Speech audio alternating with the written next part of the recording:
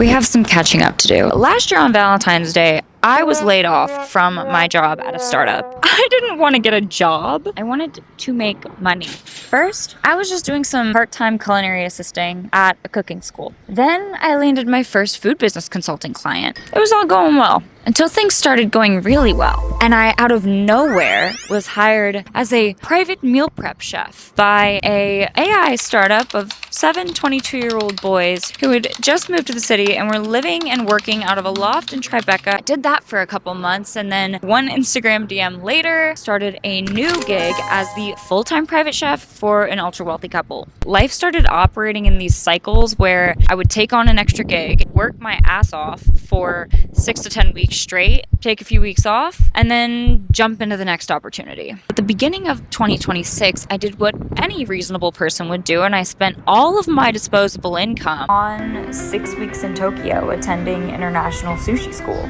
Then I hit a wall. On my flight home from Japan, I somehow managed to hurt my back so badly that I was in pain for the next 10 weeks. At the beginning, I just wanted to ignore it, so I started working in an omakase restaurant. My ultimate goal is to be food business consultant by day, private sushi chef by night. I needed to work in a sushi restaurant so I could understand kind of the inner workings before I tried to just DIY it, but it was definitely exasperating my injuries and my mental health was not great.